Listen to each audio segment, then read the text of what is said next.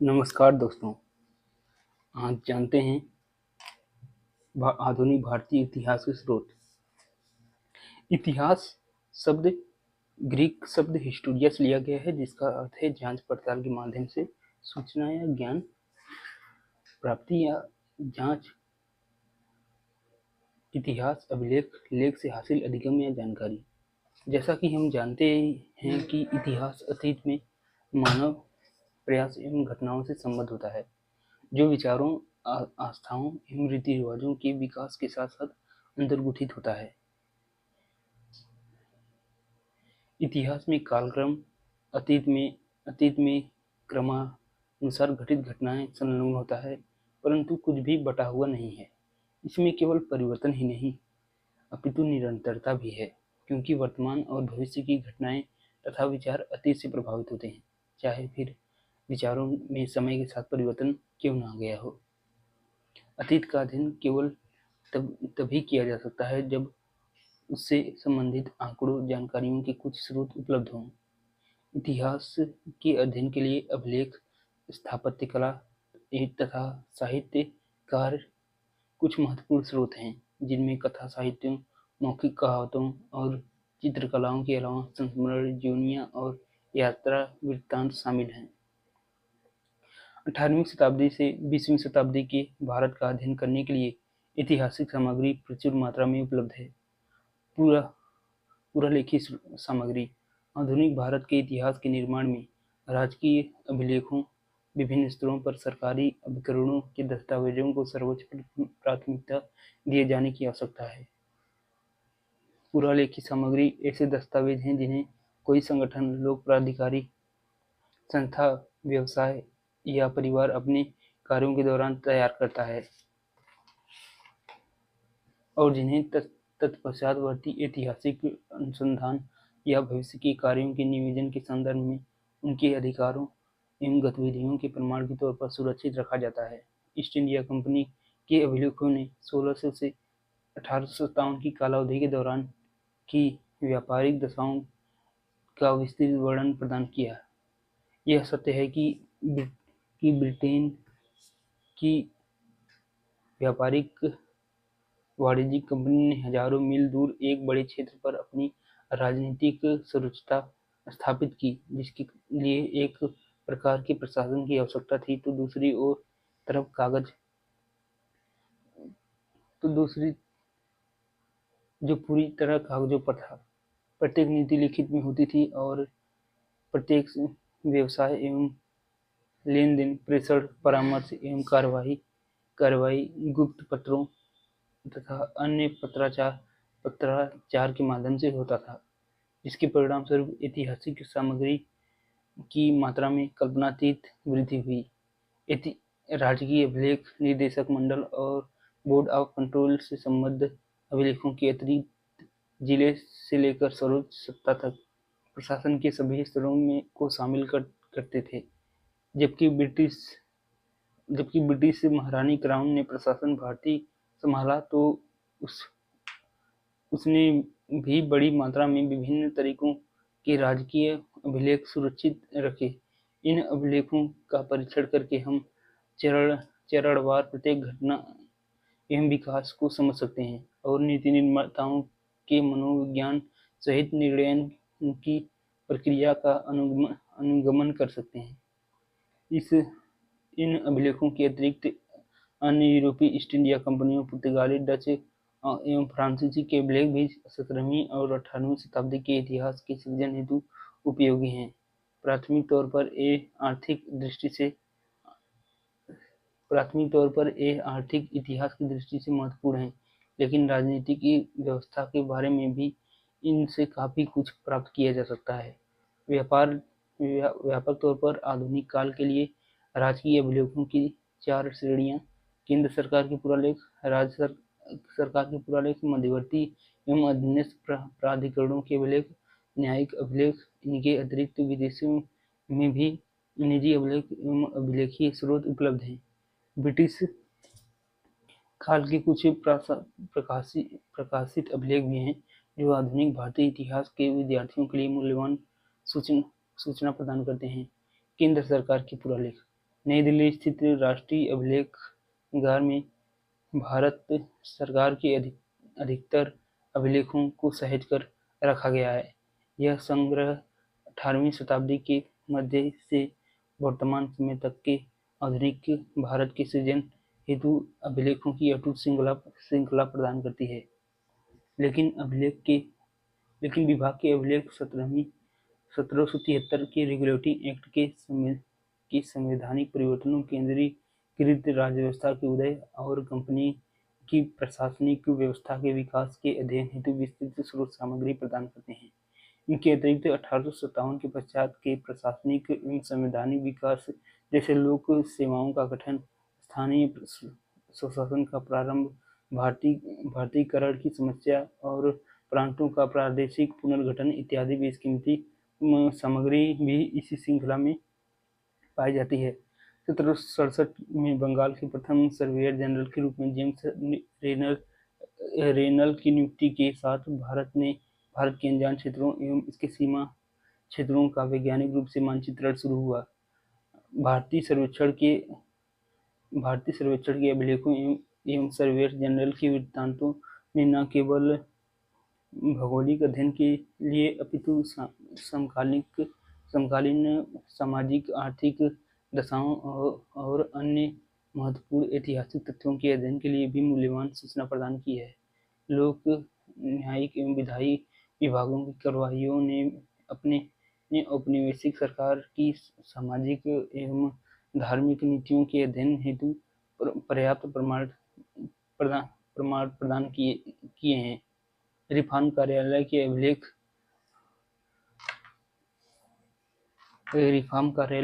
अभिलेख भारत ने 1920 से 1937 के दौरान हुए संवैधानिक विकास के विश्लेषणात्मक अध्ययन के लिए बेहद उपयोगी है।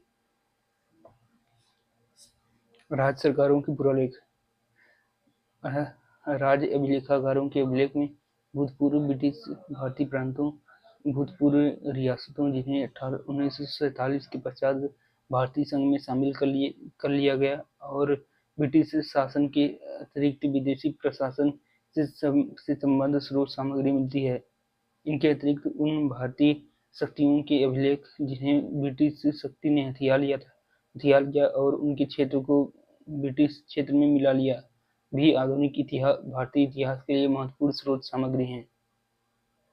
पुणे के अभिलेख कार्यालय में पेशवा दफ्तर नामक एक अन्य ब्रिटिश पूर्व महत्वपूर्ण पुरालेख है।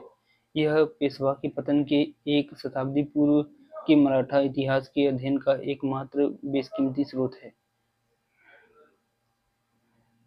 राजस्थान के जयपुर, बीकानेर, जोधपुर, उदयपुर इत्यादि रियासतों के इतिहास का अध्ययन करने के लिए वर्तमान में बीकानेर स्थित राजस्थान राज्य अभिलेखागार के महत्वपूर्ण पुरालेख मौजूद हैं। इसी प्रकार जम्मू स्थित राज्य के पुरालेख में 1846 के जम्मू कश्मीर के डोगरा शासन के इतिहास के अध्ययन हेतु दुर्लभ संग्रह है। मध्य प्रदेश के ग्वालियर, इंदौर, भोपाल एवं रीवा, केरल के त्रावणकोर एवं कोचीन, कर्नाटक के मैसूर और महाराष्ट्र की कोल्हापुर रियासतों से संबंधित सभी महत्वपूर्ण पुरालेख संबद्ध राज्यों में है। तीन प्रेसिडेंसीज के पुरालेख।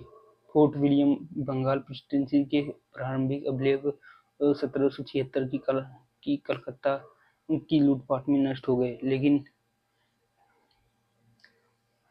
लेकिन अंग्रेजों की प्लासी की विजय के बाद बंगाल प्रेसिडेंसी के पुरालेख न्यूनाधिक रूप में संपूर्ण श्रृंखला में सुरक्षित रहे, जो अंशतः भारतीय राष्ट्रीय संग्रहालय और अंशतः पश्चिम बंगाल के राज्य अभिलेखागार में उपलब्ध हैं। मद्रास प्रेसिडेंसी के अभिलेख 1670 से उसके इतिहास का वर्णन करते हैं, जिसमें गवर्नर और सेंट जॉर्ज की परिषद के अभिलेख भी शामिल हैं। इन अभिलेखों में अन्य भारतीय शक्तियों के साथ साथ आंग्ल फ्रांसीसी संघर्ष का, अंग्रेजों के मतभेद सहित दक्कन और अंग्रेजों के मतभेद सहित दक्कन और दक्षिण भारत के ईस्ट इंडिया कंपनी के विस्तार एवं जान की उत्थान की पर्याप्त जानकारी मौजूद है। बॉम्बे प्रेसिडेंसी के पुरालेख जो मुंबई स्थित महाराष्ट्र सचिवालय अभिलेख कार्यालय में रखे हैं, पश्चिमी भारत, महाराष्ट्र, गुजरात, सिंध और भूतपूर्व बॉम्बे प्रेसिडेंसी की कन्नड़ भाषी जिलों, जिन्हें 1976 में मैसूर में शामिल किया गया, के इतिहास के अध्ययन में अत्यधिक उपयोगी हैं। अन्य यूरोपीय शक्तियों के पुरालेख गोवा में संरक्षित पुर्तगालियों से संबंध पुरालेख मुख्यतः 1700 से 1900 की कालावधि संबंधित भारत में पुर्तगालियों के आधिपत्य के इतिहास के लिए मूल्यवान है। गोवा में लिस्बन से भेजे गए आदेश पत्र तथा भारत से पुर्तगाल को भेजे गए जवाब एवं पत्र पुर्तगाली अभिलेखों की बेहद महत्वपूर्ण ऐतिहासिक सामग्री है। कोचीन और मालाबार के डच रिकॉर्ड मद्रास अभिलेख कार्यालय में हैं और त्रिपुरा संबंधी रिकॉर्ड पश्चिम बंगाल के राज्य अभिलेखागार में हैं। फ्रांसीसी अधिकारी अपने क्षेत्रों एवं बस्तियों को समाप्त करने के लिए पूर्व चंद्रनगर तथा पांडिचेरी, वर्तमान पुडुचेरी में के अपने फ्रांसीसी अभिलेखों को पेरिस ले गए। जब डेनमार्क के व्यापारी ने त्रयंबकोर, वर्तमान में थरंगंबादी तथा श्रीरामपुर को 1845 में ईस्ट इंडिया कंपनी को बेच दिया, तब डेन्स के अधिकार क्षेत्र में आने वाले पुरालेखों को कोपेनहेगन स्थानांतरित कर दिया गया। बचे हुए दानिश अभिलेखों, विशेष रूप से त्रयंबकोर 1777 से 1845 से संबंध को अभी मद्रास अभिलेख कार्यालय में रखा गया है। न्यायिक अभिलेख भारत में न्यायिक प्रशासन के विकास के प्राथमिक प्रमाण प्रदान करते हैं। ये विभिन्न वर्गों के लोगों की सामाजिक आर्थिक दशा संबंधी मूल्यवान जानकारी प्रदान करते हैं। फोर्ट सेंट जॉर्ज में मेयर के कोर्ट के पुरालेख 1600 से 1689 के प्रारंभ से सबसे पहले उपलब्ध न्यायिक पुरालेख हैं। अब ये मद्रास अभिलेख कार्यालय में है। फोर्ट विलियम में मेयर कोर्ट की प्लासी पूर्व 1757 के अभिलेख नष्ट हो गए प्रतीत होते हैं, लेकिन 1753 से 73 के वर्षों के अभिलेख सहित 1774 के से 1861 के वर्षों के बंगाल के सुप्रीम कोर्ट के अभिलेख कलकत्ता उच्च न्यायालय के अभिलेख कक्ष में रखे गए हैं। इसी प्रकार 1728 में बॉम्बे में स्थापित मेयर कोर्ट के अभिलेख महाराष्ट्र सेक्रेटेरिएट रिकॉर्ड्स ऑफिस में उपलब्ध हैं, जहां पर बॉम्बे अभिलेख न्यायालय एवं सुप्रीम कोर्ट के अभिलेख भी रखे गए हैं।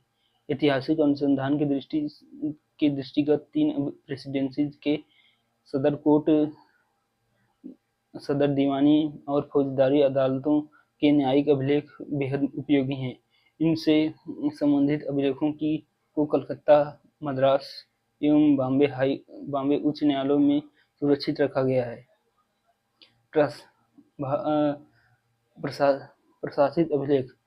प्रशासित अभिलेख सामग्री आधुनिक भारत के इतिहास के सृजन हेतु बेहद महत्वपूर्ण सूचना स्रोत है। संसदीय पत्र अत्यधिक महत्वपूर्ण पुरालेखी प्रशासन होते हैं, जिनमें क्राउन के अधीन ईस्ट इंडिया कंपनी और भारत सरकार के अभिलेखों के विपुल उद्धरण शामिल हैं।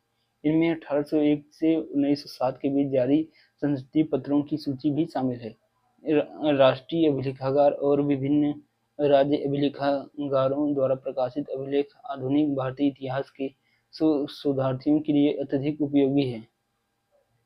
भारतीय प्रांतीय विधानमंडलों की कार्यवाहियां, केंद्रीय एवं प्रांतीय सरकारों द्वारा प्रकाशित गजट और समय समय पर जारी विधियों एवं विनियमों के संग्रह भी ऐतिहासिक शोध हेतु उपयोगी सामग्री हैं। निजी पुरालेख में उन व्यक्तियों और परिवारों से संबंध पत्र एवं दस्तावेज होते हैं, जिन्होंने आधुनिक भारत व्यवसाय और औद्योगिक निगमों तथा राजनीतिक, सामाजिक, धार्मिक, शैक्षिक एवं सांस्कृतिक गतिविधियों को समर्पित संस्थाओं, समाजों और संगठनों के विकास में महत्वपूर्ण भूमिका निभाई है। देश की शैक्षिक, सांस्कृतिक उन्नयन से संबंधित समृद्ध सामग्री विश्वविद्यालयों एवं शैक्षिक संस्थानों के पुरालेखों में उपलब्ध हैं। बैंकों, व्यापार घरानों और चेंबर्स ऑफ कॉमर्स के अभिलेख आर्थिक परिवर्तनों के अध्ययन हेतु अत्यंत उपयोगी हैं। राष्ट्रवादी आंदोलन के प्रसिद्ध और प्रमुख नेता के पत्र तथा नई दिल्ली स्थित Nehru memorial museum and library में भारतीय राष्ट्रीय कांग्रेस जैसे संगठनों के अभिलेख भारतीय स्वतंत्रता संघर्ष के इतिहास के संवर्धन में अत्यधिक उपयोगी हैं। विदेशी संग्रहालयों की अभिलेख सामग्री। विदेशी संग्रहालयों में आधुनिक भारतीय इतिहास से संबंधित ऐतिहासिक सामग्री बड़ी मात्रा में उपलब्ध है। उदाहरणार्थ, यूरोपीय संग्रहालय में संग्रहित भारतीय महत्व की पुरालेखी एवं पांडुलिपि सामग्री व्यापक एवं विविध है। India office records, foreign Commonwealth and development office FCDO, London में कई महत्वपूर्ण पुरालेखी अभिलेख हैं जो हमारे देश में उपलब्ध नहीं है। इंग्लैंड में इंडिया ऑफिस रिकॉर्ड्स, लंदन मौजूदा समय में ब्रिटिश लाइब्रेरी में संग्रहित और ब्रिटिश संग्रहालय में रखे अभिलेख अमूल्य हैं। ईस्ट इंडिया ऑफिस रिकॉर्ड्स में कई महत्वपूर्ण दस्तावेज रखे हुए हैं। Court of directors, east India company का जनरल कोर्ट तथा समय समय पर गठित विभिन्न समितियों का कार्यवित्त भारत संबंधी मामले हेतु बोर्ड ऑफ कंट्रोल या बोर्ड ऑफ कमिश्नर्स का कार्य विवरण तथा पत्राचार, राज्य सचिव तथा भारत परिषद के अभिलेख। ब्रिटिश संग्रहालय में ब्रिटिश वायसरायर्स, राज्य सचिवों तथा अन्य उच्च स्तरीय सिविल एवं सैनिक अधिकारियों के पत्रों का संग्रह है जिन्होंने भारत में कार्य किया तथा जिनकी उपयोगिता को बमुश्किल ही आकलित किया गया। Church missionary society of London जैसे मिशनरी सोसाइटी के पुरालेख विशेष महत्व के हैं जो स्वतंत्रता पूर्व भारत के शैक्षिक एवं सामाजिक इतिहास के बारे में एक अंतर्दृष्टि प्रदान करते हैं। भारत में फ्रांसीसियों के इतिहास के अध्ययन के लिए आर्काइव्स नेशनल पेरिस और French ministry of foreign affairs colonies and वार के पुरालेख अत्यंत महत्वपूर्ण एवं उपयोगी स्रोत हैं। हेग के रिसर्च में उपलब्ध डच ईस्ट इंडिया कंपनी के अभिलेख भारत में डचों के वृहत इतिहास को लिखने के लिए पर्याप्त हैं। इन अभिलेखों के प्रयोग 17वीं और 18वीं शताब्दी के भारत के आर्थिक इतिहास के प्राथमिक स्रोत के तौर पर भी किया जा सकता है। भारत में 1777 से के पश्चात डच उपनिवेशों से संबंधित दानिश क्राउन और डच ईस्ट इंडिया कंपनी के रिसरकेविट कोपेनहेगन में उपलब्ध अभिलेख त्रयंबकोर और श्रीरामपुर के बंदोबस्त के बारे में जानकारी प्रदान करने वाले प्राथमिक स्रोत हैं। इसी प्रकार national archives of Portugal, Lisbon में भारत के पुर्तगालियों से संबंधित मौलिक पत्रों का संग्रह है। भारतीयों द्वारा विदेशों में चलाई गई राष्ट्रवादी गतिविधियों के इतिहास के सृजन के लिए विभिन्न देशों के विदेशी मामले संबंधी कार्यालयों की पुरालेख बेशकीमती हैं। उदाहरणार्थ, यूरोप में भारतीय क्रांतियों के बारे में उपयोगी सूचना या जानकारी जर्मनी फॉरेन ऑफिस के अभिलेखों में है और संयुक्त राज्य अमेरिका में भारतीय क्रांतिकारियों से संबंधित जानकारी अमेरिका के स्टेट डिपार्टमेंट और जस्टिस डिपार्टमेंट के पुरालेखों में उपलब्ध है। हालांकि आधुनिक भारतीय इतिहास के 1947 के पूर्व के बेहद महत्वपूर्ण और समृद्ध पुरालेखी स्रोत अब पाकिस्तान में अवस्थित हैं। इन अभिलेखों में सबसे अधिक महत्वपूर्ण संग्रह लाहौर के वेस्ट पाकिस्तान रिकॉर्ड ऑफिस में है, जिनमें 1894 के पंजाब सरकार के अभिलेखों के अतिरिक्त 1804 से 1857 के दिल्ली रेजिडेंसी और विभिन्न राजनीतिक अभिकरणों के अभिलेख शामिल हैं, जिन्होंने समामेलन और पूर्व पंजाब में कार्य किया था। पेशावर स्थित अभिलेख कार्यालय में 1849 से 1900 के बीच पेशावर की कमिश्नर्स के अभिलेख और 1901 से उत्तर पश्चिम सीमा के प्रांतों के अभिलेख हैं। ये अभिलेख भारतीय उपमहाद्वीप के प्रादेशिक इतिहास के अध्ययन के लिए मूल्यवान हैं।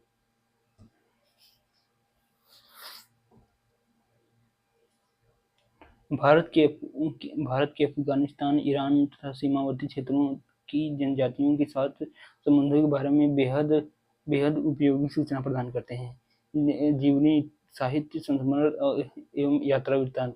जीवनी साहित्य संस्मरण यात्रा वृत्तांत जैसे समकालीन या अर्ध-समकालीन दस्तावेज एवं प्रमाण भी उपलब्ध हैं, जो हमें 18वीं और 19वीं शताब्दी के भारत के इतिहास की उपयोगी झलक प्रदान करते हैं।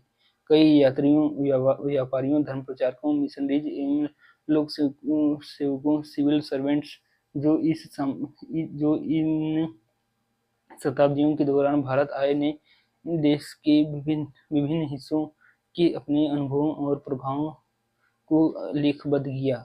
इन वृत्तांतों ने आधुनिक भारतीय इतिहास के अध्ययन हेतु बेहद उपयोगी स्रोत का कार्य किया है। इन लेखकों के समूह में सर्वप्रथम मिशनरीज ईसाई धर्म प्रचारक आते हैं, जिन्होंने स्थानीय निवासियों में सुसमाचार ईसाई धर्म का प्रचार करने के लिए अपने संबद्ध समाजों को भारत में अधिकाधिक मिशनरीज को भेजने के लिए प्रोत्साहित करने के लिए लेखन किया। कुछ सिविल सर्वेंट्स ने इस सुसमाचार के दृष्टिकोण का प्रतिनिधित्व भी किया। उदाहरणार्थ सर जॉन शोर और चार्ल्स ग्रांट दोनों ने बंगाल में लंबी सेवाएं प्रदान की, ने ईसाई धर्म प्रचारकों, मिशनरीज एवं उनकी गतिविधियों का पुरजोर समर्थन किया।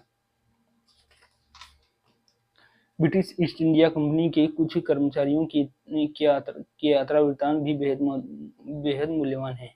जॉर्ज फोस्टर, जिन्होंने 1783 में बंगाल, लखनऊ, श्रीनगर, नादौन, कश्मीर की यात्रा की और काबुल, कैस्पियन सागर एवं सेंट पीटर्सबर्ग होते हुए इंग्लैंड वापस गए, की यात्रा वृत्तांत ने उत्तरी भारत की राजनीतिक दशाओं के बारे में जानकारी प्रदान की। बेंजामिन हेन के 1814 के प्रकाशित several tours through various parts of the peninsula German ने उस समय के दौरान महाद्वीप के आर्थिक उत्पादों पर बेहतरीन जानकारी प्रदान की। 1831 में प्रकाशित जेम्स बर्न्स की भुज की चिकित्सकीय स्थलाकृति पर टिप्पणी और visit to the court of Sindh के लेखन ने कच्छ के इतिहास पर जानकारी प्रदान की।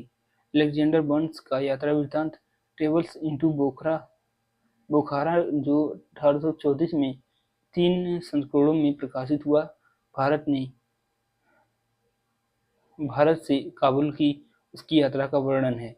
इस यात्रा का राजनीतिक उद्देश्य यह पता लगाना था कि ईस्ट इंडिया कंपनी के लिए सिंधु क्षेत्र किस प्रकार लाभदायक रहेगा।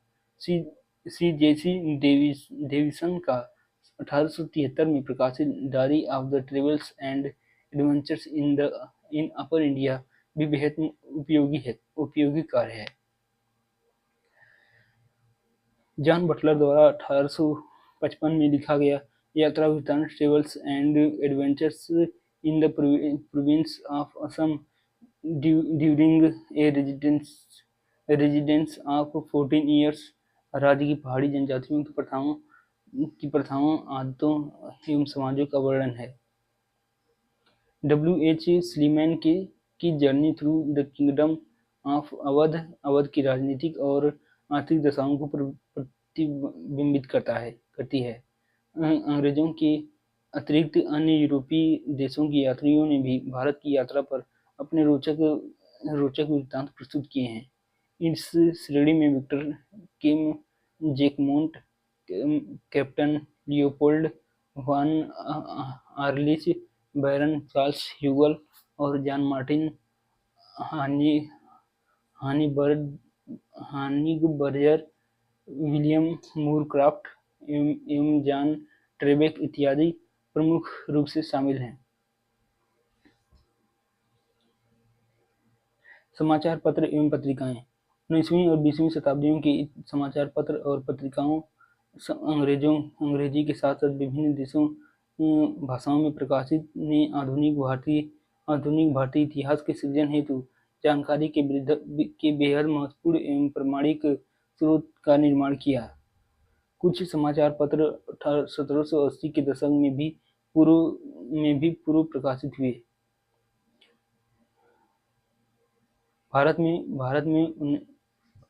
भारत में समाचार पत्र प्रकाशित करने का प्रथम प्रयास अंग्रेजी ईस्ट इंडिया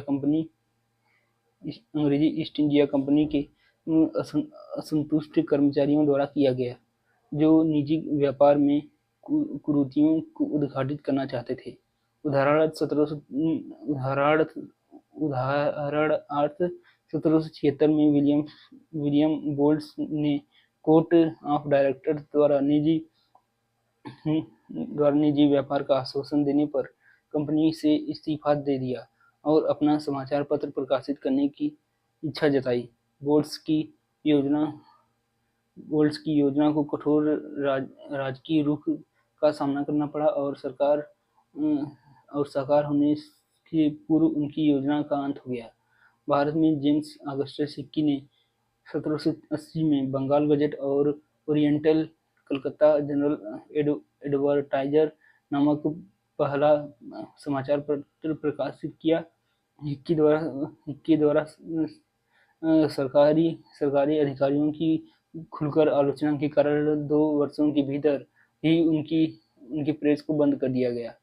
तत्पश्चात फ्रांसीसी ग्लैडविन द्वारा स्थापित the Calcutta gazette 1784, William Dane एवं थॉमस जॉन्स द्वारा शुरू बंगाल जनरल 1785, गार्डन तथा जॉन हे द्वारा प्रारंभ the oriental magazine of Calcutta या कलकत्ता अम्यूजमेंट 1785, डेनियल स्टुअर्ट एवं जोसेफ कूपर द्वारा स्थापित the Calcutta chronicle 1776, Richard Johnson के मद्रास कुरियर 1785 और विलियम एस बर्नर द्वारा शुरू किए गए बॉम्बे हेराल्ड 1789 का 1791 में नाम बदलकर बंगाल गजट कर दिया गया। W. थेकर द्वारा प्रकाशित oriental magazine and Calcutta review 1823 जैसे कई अखबारों द्वारा प्रकाशन शुरू हो गया। प्रेस एक्ट 1835 की गर्म नीति, जो 1856 तक जारी रही, ने देश में समाचार पत्रों के विकास को प्रोत्साहित किया। 19वीं शताब्दी के उत्तरार्ध से कई प्रभावशाली समाचार पत्र प्रसिद्ध एवं निडर पत्रकारों के नेतृत्व में सामने आए। कुछ महत्वपूर्ण समाचार पत्र थे जी सुब्रमण्यम अय्यर के संपादकत्व में द हिंदू और स्वदेश मित्र, बाल गंगाधर तिलक के नेतृत्व में केसरी और महारट्टा, सुरेंद्रनाथ बनर्जी के नेतृत्व में बंगाली, शिशु घोष सुशील कुमार घोष और मोतीलाल नेहरू के नेतृत्व में अमृत बाजार पत्रिका, गोपाल गणेश अगरकर के नेतृत्व में सुधाकर एन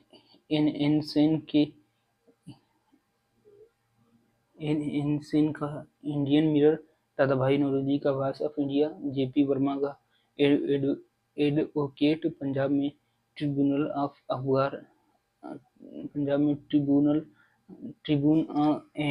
एवं अखबार आम, बॉम्बे में इंदु प्रकाश, ध्यान प्रकाश, कल और गुजराती बंगाल में सोम प्रकाश, बंगनिवासी एवं साधारणी। यह रोचक तथ्य है कि 1885 में गठित भारतीय राष्ट्रीय कांग्रेस के लगभग एक तिहाई संस्थापक पत्रकार थे। कुछ समाचार पत्र एवं पत्रिकाओं का प्रकाशन विदेशों में भी हुआ। उदाहरणार्थ, श्यामजी कृष्ण वर्मा ने लंदन में इंडियन सोशलिस्ट का प्रकाशन किया। इसी प्रकार मैडम भीकाजी कामा ने पेरिस से वंदे भारतम और वीरेंद्रनाथ चट्टोपाध्याय ने बर्लिन से तलवार प्रकाशित किया। इसी संदर्भ में 20वीं शताब्दी के दूसरे दशक के दौरान सैन फ्रांसिस्को के गदर पार्टी के मुखपत्र के तौर पर गदर पत्र प्रकाशित किया गया और वैंकूवर से तारकनाथ दास का हिंदुस्तान प्रकाशित हुआ। इन सभी ने विदेशों में क्रांतिकारी और राष्ट्रवादी गतिविधियों पर प्रमाण पत्र एवं जानकारी प्रदान की। समाचार पत्र जनमत का निर्माण करते हैं और उन्हें प्रकाशित रिपोर्ट का लोगों पर अत्यधिक प्रभाव पड़ता है। समाचार पत्र विभिन्न घटनाओं पर लोगों की भावनाओं एवं दृष्टिकोण को आकार प्रदान करते हैं। समाचार पत्र आधुनिक भारतीय इतिहास के महत्वपूर्ण स्रोत रहे हैं। इसे इस तथ्य से समझा जा सकता है कि 1870 के दशक से इन अखबारों, अंग्रेजी एवं देसी भाषाओं दोनों ने भारतीय औपनिवेशिक काल से वर्तमान समय तक जीवन के लगभग सभी पहलुओं को चित्रित किया है। 1920 के दशक से अखबारों ने गांधी जी के नेतृत्व में स्वतंत्रता हेतु राष्ट्रवादी संघर्ष के दौरान प्रमुख घटनाओं को सूक्ष्म तरीके से विश्लेषित एवं शामिल किया। हालांकि समाचार पत्रों को निष्पक्ष रूप से नहीं देखा गया।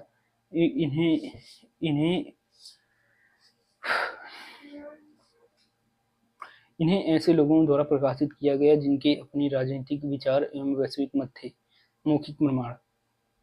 मौखिक इतिहास अलिखित स्रोतों की मदद से इतिहास के सृजन को संदर्भित करता है। उदाहरणार्थ, व्यक्तिक संस्मरण एक प्रकार का मौखिक स्रोत है। मौखिक स्रोतों से इतिहासकार अपने विषय की सीमाओं का विस्तार कर सकते हैं। हालांकि कई इतिहासकार मौखिक इतिहास के प्रति शंकित हैं। वे इसे नकारते हैं क्योंकि मौखिक तथ्यों में प्रामाणिकता एवं कालक्रम का अभाव होता है और वे अस्पष्ट हो सकते हैं। इतना होते हुए भी ये स्रोत महत्वपूर्ण हैं, जैसा कि वे अन्य स्रोतों से जुटाई गई जानकारी की पुष्टि करने में इतिहासकारों की मदद करते हैं। सृजनात्मक साहित्य। आधुनिक भारतीय इतिहास के स्रोत के तौर पर सृजनात्मक साहित्य के संदर्भ में हम स्वयं को पश्चिम के प्रभावाधीन भारत में 19वीं और 20वीं शताब्दी में विकसित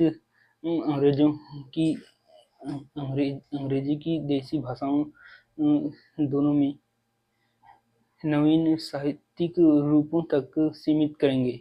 देसी भाषाओं में प्राचीन साहित्य पूरी तरह से पद्य रूप में है और यह साहित्य 18वीं और 19वीं शताब्दी के पूर्वार्ध के दौरान मौजूद था। 19वीं शताब्दी में अंग्रेजों के प्रावधान भारतीय काव्य ने अपने नएपन को पुनः हासिल किया और यह छंद, गीतात्मक और चतुष्पद जैसे नवीन रूपों के साथ किया गया एक प्रयोग था। सबसे ऊपर नवीन सृजनात्मक भावनाओं का बाहुल्य था, जिसने काव्य के रूप को बदल डाला। मंच के अभ्युदय के मंच के अभ्युदय ने आधुनिक युग के सृजनात्मक साहित्य को एक नई दिशा प्रदान की। मंच की स्थापना शास्त्रीय संस्कृत नाट्य और पश्चिमी मंचन दोनों के प्रभाव में नाटक रूपी साहित्य की अत्यधिक उन्नति को आवेग प्रदान किया। इन साहित्यिक विकास एवं हाँ भाई पंखा लेना है, ले लो। मौखिक प्रमाण मौखिक इतिहास अलिखित स्रोतों की मदद से इतिहास के सृजन को संदर्भित करता है। उदाहरणार्थ व्यक्तिक संस्मरण एक प्रकार का मौखिक स्रोत है। मौखिक स्रोतों से इतिहासकार अपने विषय की सीमाओं का विस्तार कर सकते हैं। हालांकि कई इतिहासकार मौखिक इतिहास के प्रति सशंकित हैं। वे इसे नकारते हैं क्योंकि मौखिक तथ्यों में प्रामाणिकता एवं कालक्रम का अभाव होता है और वे अस्पष्ट हो सकते हैं। ये इतना होते हुए भी ये स्रोत महत्वपूर्ण हैं, जैसा कि वे अन्य स्रोतों से जुटाई गई जानकारी को पुष्टि करने में इतिहासकारों की मदद करते हैं। सृजनात्मक साहित्य आधुनिक भारतीय इतिहास के स्रोतों के तौर पर सृजनात्मक साहित्य के संदर्भ में हम स्वयं को पश्चिम के प्रावधान भारत में 19वीं और 20वीं शताब्दियों में विकसित अंग्रेजी एवं देसी भाषाओं दोनों में नवीन साहित्यिक रूपों तक सीमित करेंगे। देसी भाषाओं में प्राचीन साहित्य पूरी तरह से पतन के रूप में है और यह साहित्य 18वीं और 19वीं शताब्दी के पूर्वार्ध के दौरान मौजूद था। 19वीं शताब्दी में अंग्रेजों के प्रावधान भारतीय काव्य ने अपने नएपन को पुनः हासिल किया और यह छंद, गीतात्मक और चित्रपद जैसे नए रूपों के साथ किया गया एक प्रयोग था। सबसे ऊपर नवीन सृजनात्मक भावना का बाहुल्य था, जिसने काव्य के रूप को बदल डाला। मंच के अभ्युदय ने आधुनिक युग के सृजनात्मक साहित्य को एक नई दिशा प्रदान की। मंच की स्थापना ने शास्त्रीय सांस्कृतिक नाट्य और पश्चिमी मंचन दोनों के प्रभाव में नाटक रूपी साहित्य की अत्यधिक उन्नति को आवेग प्रदान किया। इन साहित्यिक विकास एवं लेखन ने औपनिवेशिक समय के लोगों के जीवन पर प्रचुर जानकारी प्रदान की। भारत में भारतीय रोमांटिक काव्य भारतीय स्वतंत्रता संघर्ष का मुखरित प्रतिनिधि था। इनमें कुछ प्रमुख थे। उर्दू में मोहम्मद इकबाल 1776 और 1938। हिंदी में निराला 1897 से 1961। बांग्ला में काजी नजरुल इस्लाम 1899 से 1976। मराठी में केशव सूत 1866 से 1905।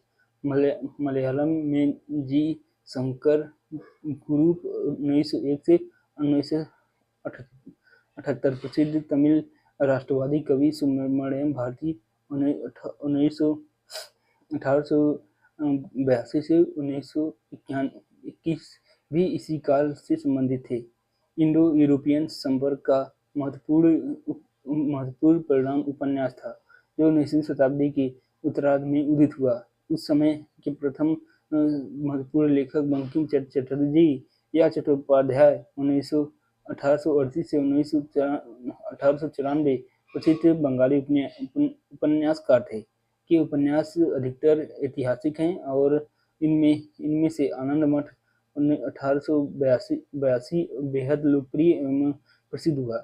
विशेष रूप से इनके प्रभावशाली राष्ट्रीय गीत वंदे मातरम के लिए इच्छाराम सूर्यराम देसाई उन्हें 1800 इच्छाराम सूर्यराम देसाई 1883 से 1912 मध्यकालीन गुजराती साहित्यिक इतिहास के बेहतरीन विद्वान थे।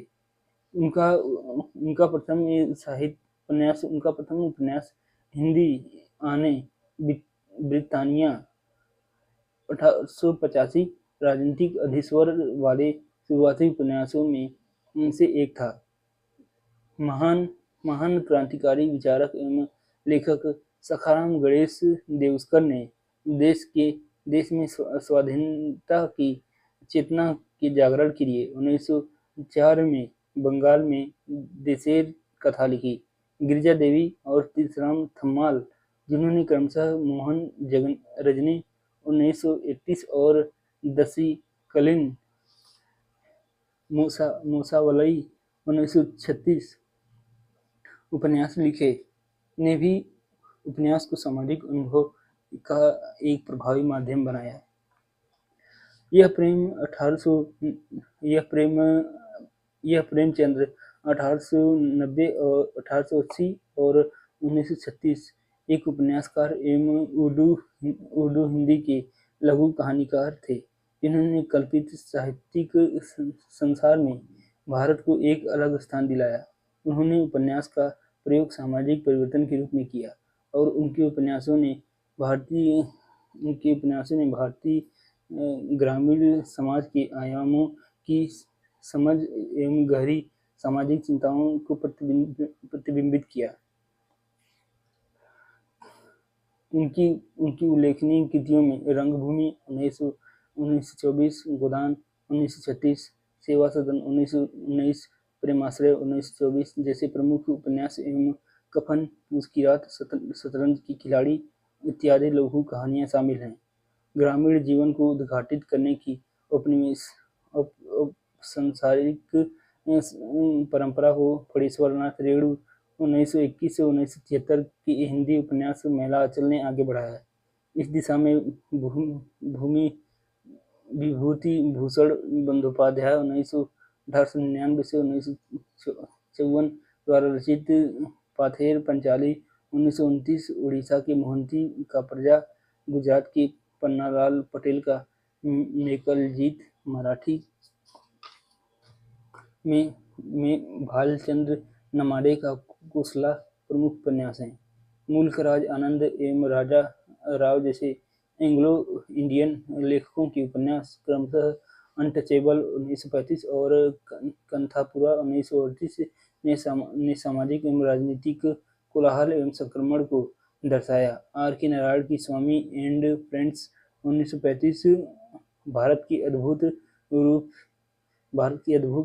को प्रस्तुत करती है। प्रमुख लघु कहानी लेखन के क्षेत्र में रवीन्द्रनाथ टैगोर एक प्रसिद्ध लेखक के रूप में उदित हुए। उन्होंने कहानियां जिनमें पोस्टमास्टर 1891, काबुली वाला 1892 इत्यादि शामिल हैं। ग्रामीण भारत के इतिहास प्रमाणिक अनुभव के रूप में सामने आई। प्रेमचंद की वास्तविक कहानियों ने समाज एवं लोगों के दुर्व्यवहार का दर्पण प्रस्तुत किया। ऐसे कई अन्य लघु कहानी लेखक हुए जिन्होंने औपनिवेशिक भारत की समकालीन सामाजिक वास्तविकता को प्रतिबिंबित किया। चित्रकला औपनिवेशिक काल के सामाजिक, आर्थिक, राजनीतिक एवं सांस्कृतिक जीवन के बारे में जानकारी उस समय की चित्रकला से प्राप्त की जा सकती है। इनका प्रयोग आधुनिक भारतीय इतिहास के स्रोत के रूप में किया जा सकता है। ऐसा ही एक चित्रकला विद्यालय था कंपनी चित्रकला। कंपनी पेंटिंग्स शब्द का प्रयोग गैर इतिहासकारों द्वारा यूरोपियों के लिए निर्मित एक विशेष प्रकार की भारतीय चित्रकारी के लिए किया गया, जो बड़े पैमाने पर यूरोपियों की इच्छा एवं पसंद से प्रभावित थी। यह ऐसा समय था जब चित्रकारों के संरक्षण के अभाव के कारण मुगल और राजपूत लघु चित्रकला शैलियों का पतन हो गया। भारतीय कलाकारों को रेलवे, प्रोजेक्ट और प्राकृतिक इतिहास सर्वेक्षण के ब्लूप्रिंट का खाका तैयार करने के लिए अंग्रेजी ईस्ट इंडिया कंपनी द्वारा भर्ती किया गया। या उन्होंने उन ब्रिटिश नागरिकों के लिए स्वतंत्र रूप से काम किया जो वापसी पर इंग्लैंड अपने साथ एक निशानी ले जाना चाहते थे। 1760 के आसपास मुर्शिदाबाद से कई चित्रकार पटना आ गए और 18वीं शताब्दी के अंत तक पटना 11 कला केंद्रों का मुख्यालय बन गया, जिसमें से ब्रिटिश ईस्ट इंडिया कंपनी ने बंगाल को अलग कर दिया। कंपनी चित्रकला शैली पटना स्कूल के तौर पर भी जानी जाती है। अन्य प्रभावशाली चित्रकला केंद्र वाराणसी एक प्रमुख हिंदू तीर्थ स्थल और एवं मद्रास जहाँ 1798 में से 1804 तक लॉर्ड क्लाइव रहे थे। ब्रिटिश बाजार में अनाज एवं फल एवं सब्जियां बेचने जैसे दैनंदिन जीवन के चित्रों को सहेजना चाहते थे। इन शैली के चित्रों में देखा जा सकता है कि 1850 के बाजार भारत के वर्तमान खाद्य बाजारों के समान ही थे। धर्म, जाति एवं व्यवसाय भी बेहद लोकप्रिय विषय थे, विशेष रूप से दक्षिण भारत में। कंपनी शैली के चित्रकारों ने भारतीय गहरे धुंधले रंगों के स्थान पर पानी वाले हल्के रंगों का प्रयोग करना शुरू किया। भारतीय लघु चित्रकला में परंपरागत रूप से प्रयुक्त चमकीले रंग की जगह हल्के नीले, हरे एवं भूरे रंगों का प्रयोग होने लगा। कंपनी शैली के चित्रों का प्रयोग भारत के लोगों के अभ्युदय के ऐतिहासिक दस्तावेजीकरण के रूप में किया जा सकता है। Paintings, pencil drawing, poster, cartoon एवं बाजार प्रिंट के रूप में भारतीयों एवं ब्रिटिश एवं या अंग्रेजों द्वारा चित्रित की गई 1857 के विद्रोह की तस्वीरें महत्वपूर्ण अभिलेख हैं। विद्रोह की पेंटिंग्स इस प्रमुख घटना पर अंग्रेजी एवं भारतीयों के विश्व मत को समझने एवं तथा व्याख्या करने में इतिहासकारों के लिए महत्वपूर्ण हैं।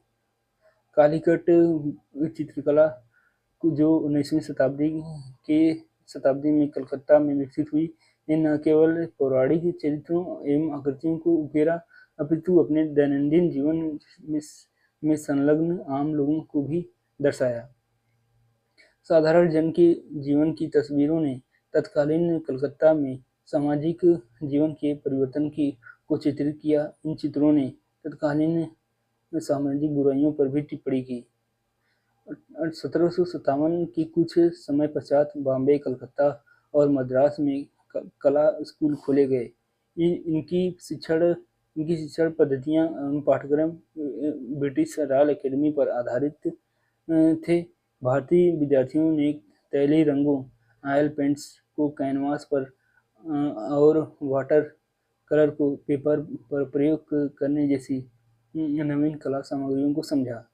भारत में अंग्रेजी शिक्षित शहरी मध्य वर्ग की विचारधारा एवं दृष्टिकोण में गहरा बदलाव आया। अंग्रेजी साम्राज्य के नकारात्मक परिणामों के प्रति जागरूकता में वृद्धि हुई। 19वीं शताब्दी के अंतिम दशक में सृजित नए प्रकार की भारतीय कला की प्रारंभिक प्रेरणा राष्ट्रवाद एवं देशभक्ति थी। इन नवीन कला आंदोलन ने भारत ने अपना शुरुआती अभिप्रेरण उदीयमान राष्ट्रवाद से ग्रहण किया। नंदलाल बोस एवं राजा रवि वर्मा जैसे कलाकार इस कला के नवीन रूप से प्रतिनिधि थे। अवनींद्रनाथ टैगोर, ई.बी. हैवेल एवं आनंद कैंटिन्स कुमारास्वामी के नेतृत्व में बंगाल स्कूल शैली के अभ्युदय ने एक महत्वपूर्ण भूमिका निभाई। यद्यपि नवीन कला रूप की यह चित्रकारी मुख्यतः पौराणिक कथाओं एवं भारतीय सांस्कृतिक विरासत के विषय वस्तुओं पर केंद्रित थी, तथापि ये भारत में आधुनिक कला आंदोलन के अध्ययन एवं कला इतिहासकारों के लिए महत्वपूर्ण स्रोत हैं।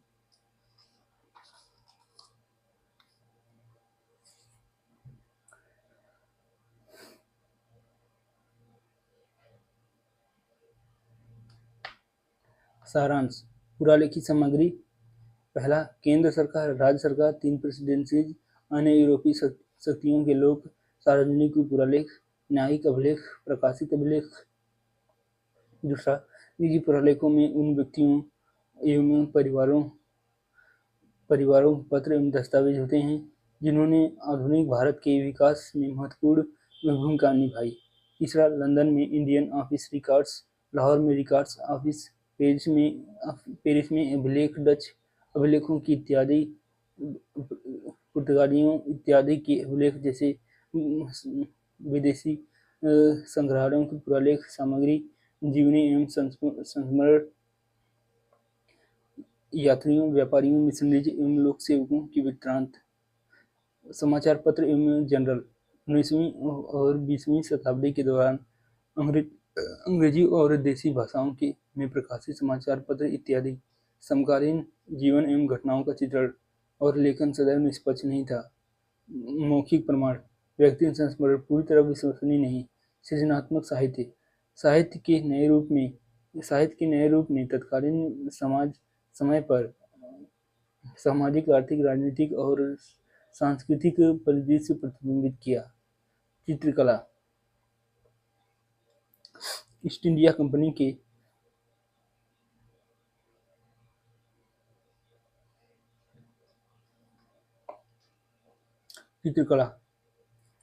कंपनी के संरक्षण में पल्लवित कंपनी चित्रकला पटना कलाम ने दैनिक जीवन एवं विशिष्ट घटनाओं का चित्रण किया। 19वीं शताब्दी के उत्तरार्ध की काली घाट चित्रकला ने सामाजिक परिवर्तनों को उकेरा। बंगाल स्कूल ने भारत में आधुनिक कला आंदोलन की शुरुआत का प्रतिनिधित्व किया।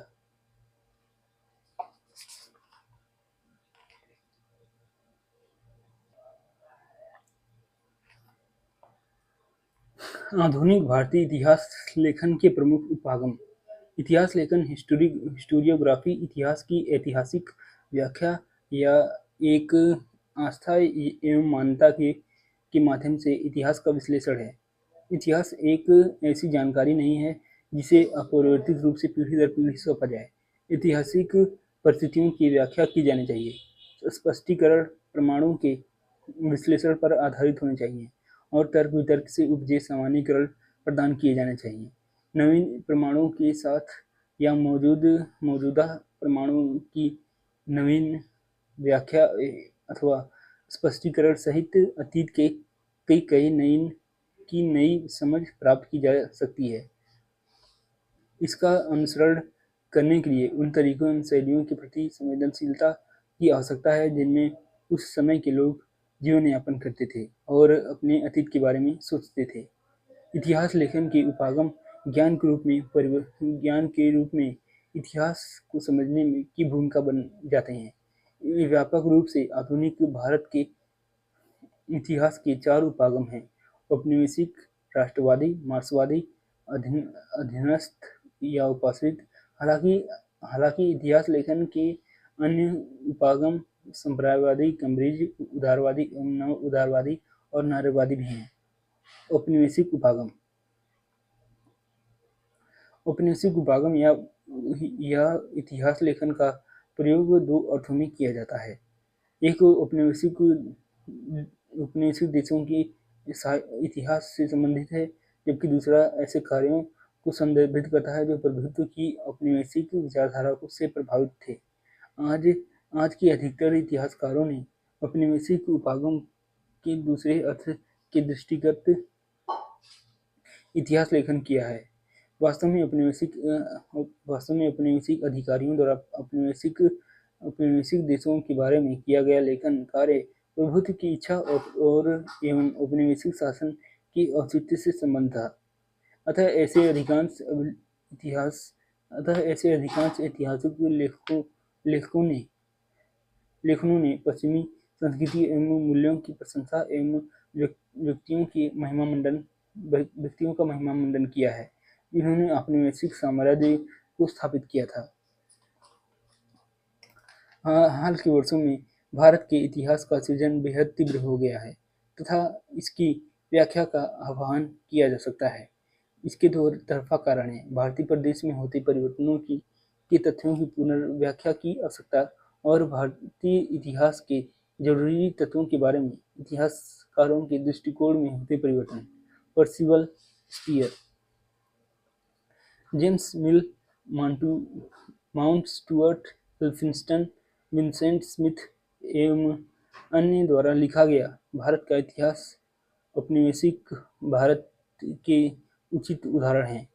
अन्य इस प्रकार के वर्णन में भारत को अवरुद्ध समाज, पिछड़ी सभ्यता एवं सांस्कृतिक रूप से निकृष्ट दिखाया गया है, जबकि ब्रिटेन को उत्कृष्ट सभ्यता एवं उन्नत विज्ञान एवं प्रौद्योगिकी वाले देश के रूप में महिमामंडित किया गया है। हालांकि सभी ब्रिटिश ऐतिहासिक स्रोतों को एक समान रूप से औपनिवेशिक मानना सही नहीं है, क्योंकि 19वीं और 20वीं शताब्दी के पूर्वार्ध में औपनिवेशिक संप्रदाय के तहत विभिन्न उपागम एवं व्याख्यात्मक रूपरेखा विकसित हुई। सारगर्भित रूप में औपनिवेशिक उपागम सांस्कृतिक आधिपत्य स्थापित करने और भारत पर ब्रिटिश शासन के वैधीकरण के रूप में इतिहास को औचित्य प्रदान करने हेतु विचारात्मक प्रयास का एक भाग था। राष्ट्रवादी उपागम का विकास औपनिवेशिक उपागम से सामना करने और प्रत्युत्तर देने के रूप में हुआ। यह भारतीयों एवं उनके ऐतिहासिक अभिलेखों की औपनिवेशिक झूठी निंदा के सम्मुख राष्ट्रीय आत्मसम्मान के निर्माण का एक प्रयास था। इस उपागम के इतिहासकारों ने मौजूदा ऐतिहासिक स्रोतों के विश्लेषण के आधार पर औपनिवेशिक ऐतिहासिक विवरणों की असत्यता को सिद्ध करने का प्रयास किया। भारतीय इतिहास के राष्ट्रवादी उपागम को ऐसे उपागम के रूप में विवेचित किया जा सकता है जिसने राष्ट्रवादी भावनाओं को बढ़ाने में योगदान दिया और धार्मिक, जातीय, भाषाई और वर्गीय भेदभाव के विरुद्ध लोगों को एकजुट किया।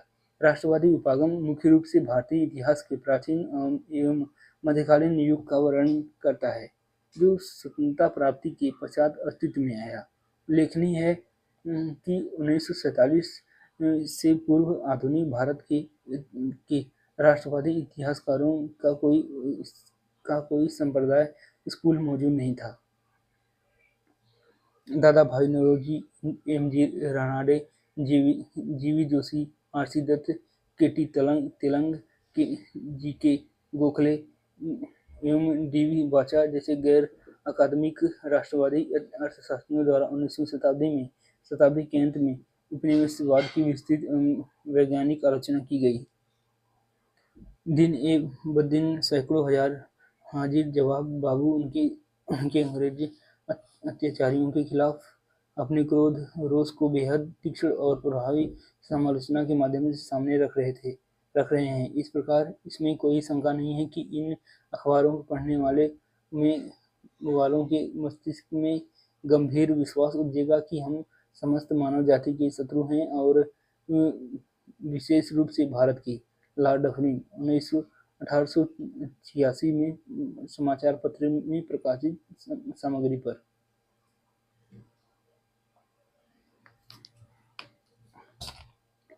श्री अरविंदो के करीबी उपयोगी सखाराम गणेश देहस्कर ने 1904 में बांग्ला में प्रकाशित अपनी पुस्तक देशेर कथा के माध्यम से नौरोजी एवं रानाडे के विचारों को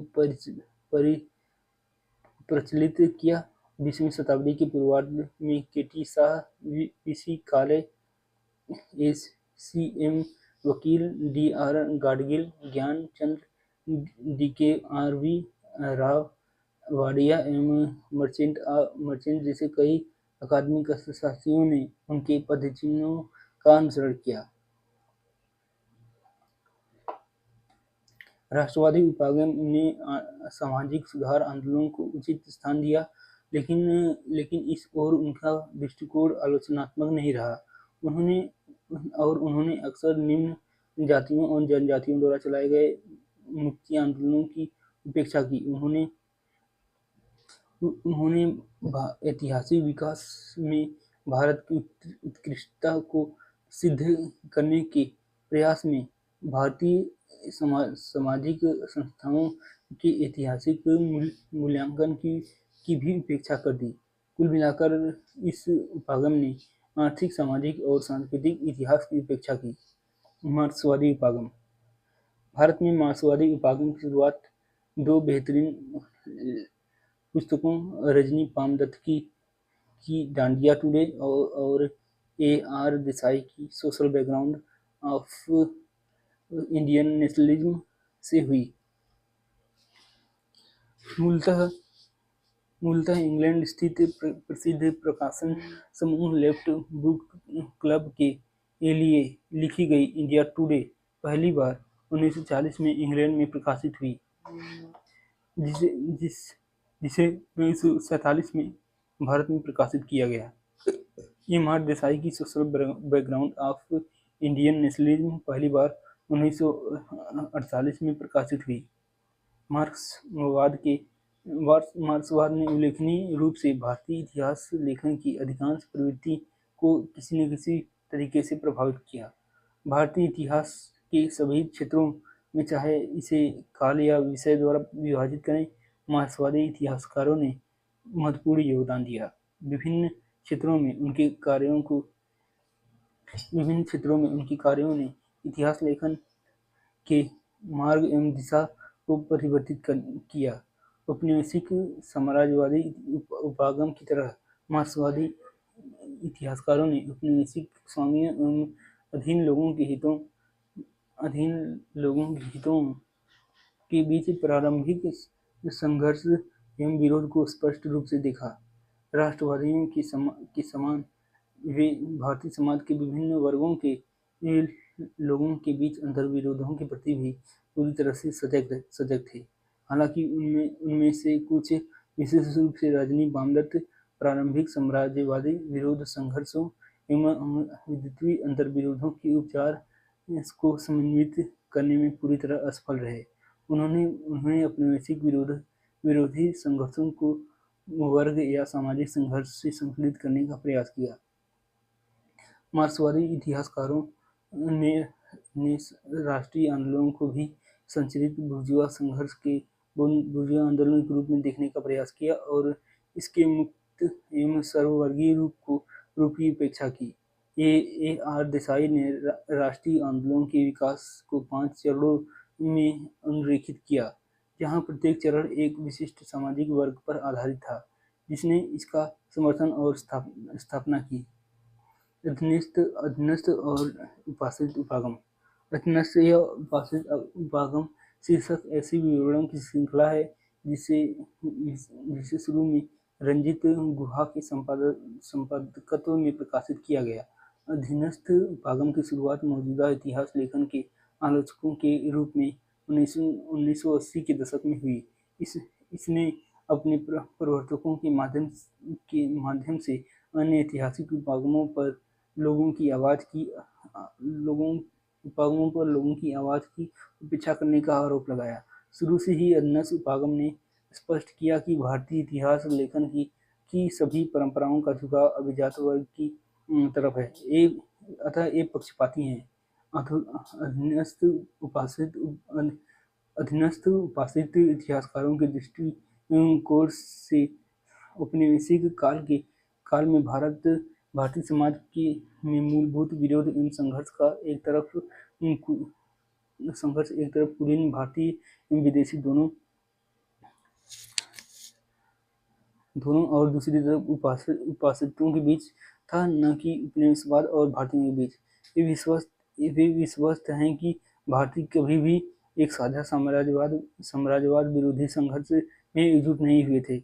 इसके बावजूद वे मानते हैं कि दो विभिन्न आंदोलन एवं धाराएं थी, एक उपासितों की वास्तविक साम्राज्यवाद विरोधी धारा और दूसरी कुलीनों की झूठी राष्ट्रीय आंदोलन धाराएं।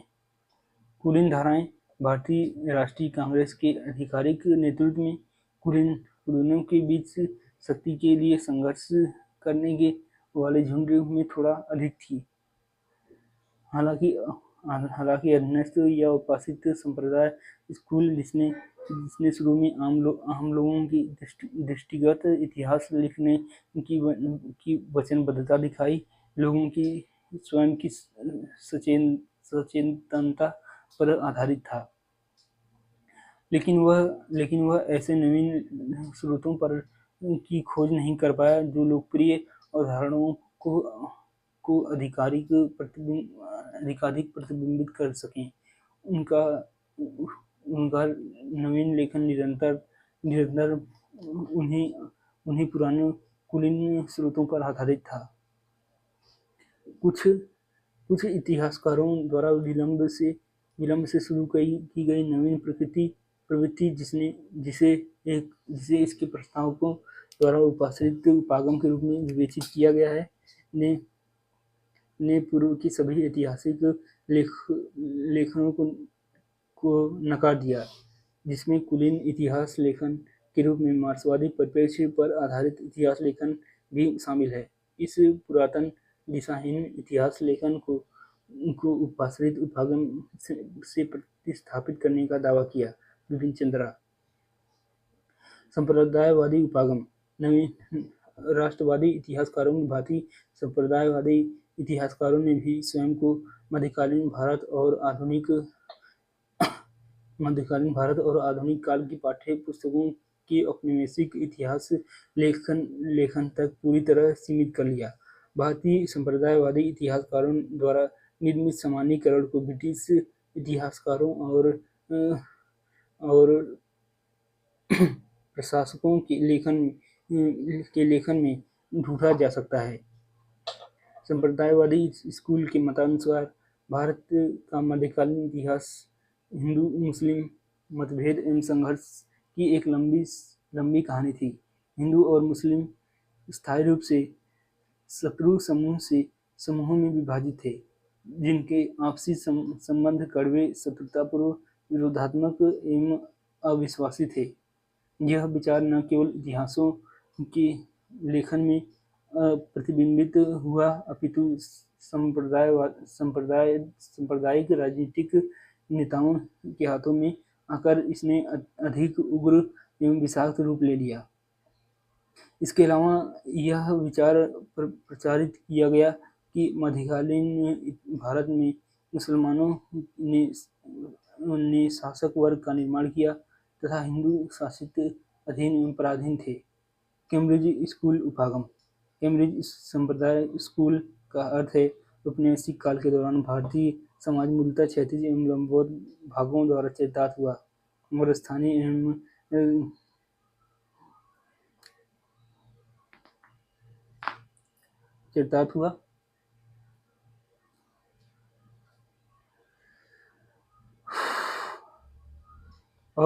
एवं क्षेत्रीय सरदारों के बीच गुटी शत्रुता एवं प्रतिस्पर्धा द्वारा भारतीय राजनीति एवं सीमांकन किया गया। इस प्रकार उनके अनुसार औपनिवेशिक शासन के अधीन मूलतः विरोध संप्रदायवादी उपागम। राष्ट्रवादी इतिहासकारों की भांति संप्रदायवादी इतिहासकारों ने भी स्वयं को मध्यकालीन भारत एवं औपनिवेशिक काल की पाठ्यपुस्तकों के औपनिवेशिक इतिहास लेखन तक पूरी तरह सीमित कर लिया। भारतीय संप्रदायवादी इतिहासकारों द्वारा निर्मित सामान्यीकरण को ब्रिटिश इतिहासकारों और प्रशासकों के लेखन में ढूंढा जा सकता है। संप्रदायवादी स्कूल के मतानुसार भारत का मध्यकालीन इतिहास हिंदू मुस्लिम मतभेद और संघर्ष की एक लंबी कहानी थी। हिंदू और मुस्लिम स्थायी रूप से शत्रु समूहों में विभाजित थे, जिनके आपसी संबंध कड़वे, शत्रुतापूर्ण, विरोधात्मक और एवं अविश्वासी थे। यह विचार न केवल इतिहासकारों के लेखन में प्रतिबिंबित हुआ, अपितु सांप्रदायिक राजनीतिक नेताओं के हाथों में आकर इसने अधिक उग्र एवं विषाक्त रूप ले लिया। कैम्ब्रिज स्कूल उपागम। कैम्ब्रिज संप्रदाय स्कूल का मत है औपनिवेशिक काल के दौरान भारतीय समाज मूलतः क्षैतिज और लंबवत भागों द्वारा चरितार्थ हुआ और स्थानीय एवं क्षेत्रीय सरदारों के बीच गुटी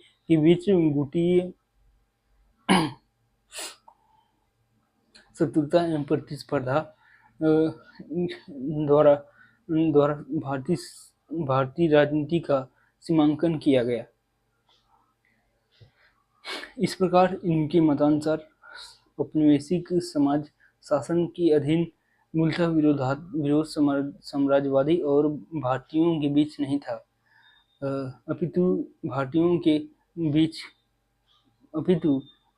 के बीच था। इसके अतिरिक्त कैम्ब्रिज स्कूल के इतिहासकार कहते हैं कि भारतीय राष्ट्रवाद औपनिवेशिक शोषण के विरुद्ध भारतीयों के संघर्ष का परिणाम नहीं था, अपितु ब्रिटिश शासकों द्वारा प्रदत्त लाभों को प्राप्त करने के लिए भारतीयों के बीच संघर्ष का फल था। राष्ट्रीय आंदोलन के नेता महान विचारों से प्रेरित नहीं थे, बल्कि उनके पश्चात मिलने वाले भौतिक लाभ एवं शक्तियों से प्रेरित थे। इस उपागम की कई इतिहासकारों एवं शोधार्थियों द्वारा तथा विद्वानों द्वारा इस आधार पर आलोचना की गई कि यह तथ्यों को मानव अधिकारों से हटाकर दिखता है और राष्ट्रवाद को पार्श्विक राजनीति के स्तर पर ले जाता है। उपनिवेशवादी एवं उदारवादी उपागम।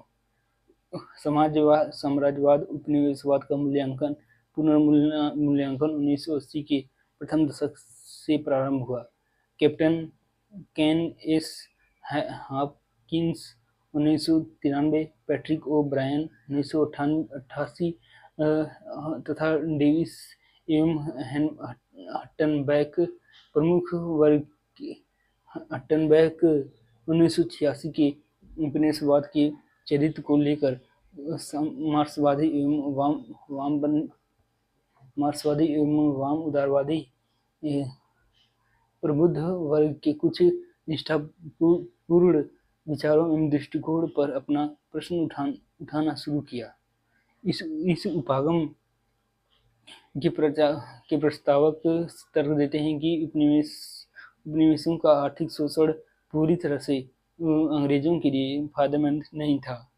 औपनिवेशिक क्षेत्रों में ब्रिटिश औपनिवेशिक वस्तुओं के लिए बाजारों की उपलब्धता और बाहरी देशों या बाजारों में पूंजी निवेश, भारत में रेल परिवहन की व्यवस्था करना, ब्रिटेन में घरेलू निवेश को हतोत्साहित और नवीन औद्योगिक विकास को प्रभावित कर सकता था। नारीवादी उपागम। इतिहास लेखन में लगभग सभी प्रमुख प्रवृत्तियां औपनिवेशिक से लेकर मध्यस्थ उपाश्रित उपागम इतिहास में महिलाओं की वास्तविक स्थिति, भूमिका, दर्जा एवं योगदान को स्पष्ट करने में असफल रही। महिलाओं के योगदान पर इतिहास लेखन का आरंभ 1970 के महिला आंदोलन से माना जा सकता है। इसने भारत में महिलाओं के अध्ययन के अभ्युदय हेतु संदर्भ एवं आवेग प्रदान किया। लौतिका की शुरुआत 1970 के दशक से शुरू हुई, क्योंकि कई नारीवादी बुद्धिजीवियों ने स्वयं को बलात्कार, दहेज एवं घरेलू हिंसा के विरुद्ध शक्तिशाली एवं उग्र आंदोलन से संलग्न किया। महिलाओं के प्रति लेखन B.R. नंदा द्वारा संपादित इंडियन वुमेन फ्रॉम पर्दा टू मॉडर्निटी जैसे कार्य के साथ शुरू हुआ। औपनिवेशिक काल में भारतीय महिलाओं की अत्यंत दयनीय स्थिति को पंडिता रमाबाई द्वारा लिखित ए हाई कास्ट हिंदू वुमेन 1887 और कैथरीन मेयो द्वारा लिखित मदर इंडिया 1927 में दर्शाया गया। भारतीय सभ्यता में महिलाओं की स्थिति और दर्जे से संबंधित अन्य लेखकों में B C. Law, women in Buddhist literature 1927, B R. Horner, women's under primitive Buddhism 1930 और A S. Altekar, a position of women in Hindu civilisation from the prehistoric times to the present 1938 प्रमुख हैं। सारांश। विभिन्न उपागम। James Mill, Elphinstone, V A. Smith जैसे अन्य इतिहासकारों तथा लेखकों द्वारा प्रस्तुत औपनिवेशिक उपागम ने भारत को अवरुद्ध और पिछड़े समाज एवं सभ्यता के तौर पर चित्रित किया, जबकि अपने देश ब्रिटेन को गौरवशाली रूप से प्रस्तुत किया। इस उपागम ने ब्रिटिश द्वारा भारत के औपनिवेशीकरण को न्यायोचित ठहराया। राष्ट्रवादी उपागम। राष्ट्रवादी उपागम ने औपनिवेशिक उपागम के दावे को नकार दिया और ब्रिटिश शासन द्वारा भारत के शोषण को प्रस्तुत किया। स्वतंत्रता पूर्व यह स्कूल भारतीय इतिहास के प्राचीन एवं मध्यकाल से जुड़ा था, लेकिन स्वतंत्रता पश्चात राष्ट्रवादी उपागम ने आधुनिक भारत पर ध्यान दिया। आर.सी. मजूमदार और तथा ताराचंद इस उपागम से जुड़े हैं। मार्क्सवादी उपागम ने भारत में इतिहास लेखन की कला को प्रभावित किया। मार्क्सवादी उपागम ने औपनिवेशिक और साथ ही राष्ट्रवादी उपागम की मूलभूत कमजोरियों को सामने रखा। इसने भारतीय समाज के विभिन्न वर्गों के बीच आंतरिक मतभेदों को भी उजागर किया। आर.सी. दत्त और ए.आर. देसाई भारत के प्रमुख मार्क्सवादी इतिहासकार थे। उपाश्रित उपागम ने लोगों की आवाज की उपेक्षा करने का आरोप मौजूदा सभी उपागमों पर लगाया। यद्यपि इसने लोगों की स्वचेतना पर आधारित नवीन इतिहास लिखे जाने का दावा किया, तथापि यह अपने कार्य में सफल नहीं हो पाया। संप्रदायवादी उपागम, जो मध्यकालीन भारत के औपनिवेशिक इतिहास लेखन पर आधारित था, ने हिंदू और मुस्लिम को दो भिन्न समूहों के रूप में देखा जो स्थायी रूप से शत्रु समूहों में विभाजित थे। कैम्ब्रिज उपागम ने भारतीयों के बीच अंतर्विरोधों को देखा, न कि संप्रदाय साम्राज्यवाद और भारतीयों के बीच। उदारवादी और नव उदारवादी उपागम की शुरुआत 1980 के दशक में इंग्लैंड में हुई। इस उपागम के अनुसार भारत में ब्रिटिश शासन उतना दमनात्मक और शोषणकारी नहीं था जितना वाम उदारवादी अन्य उपागम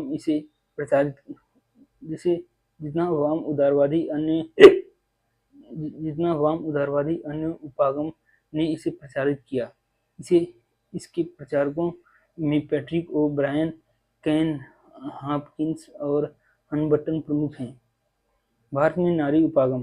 भारत में नारीवादी उपागम और औपनिवेशिक प्रणाली में कानूनी ढांचे जैसे संरचना का विश्लेषण करने वाले शोध पर ध्यान केंद्रित करता है, जिसने महिलाओं के जीवन को प्रभावित किया। यह उत्पादक संसाधनों पर महिलाओं के स्वामित्व को अस्वीकार करने के कारण उत्पन्न महिलाओं के पिछड़ेपन तथा भेद्यता पर भी ध्यान देता है। धन्यवाद।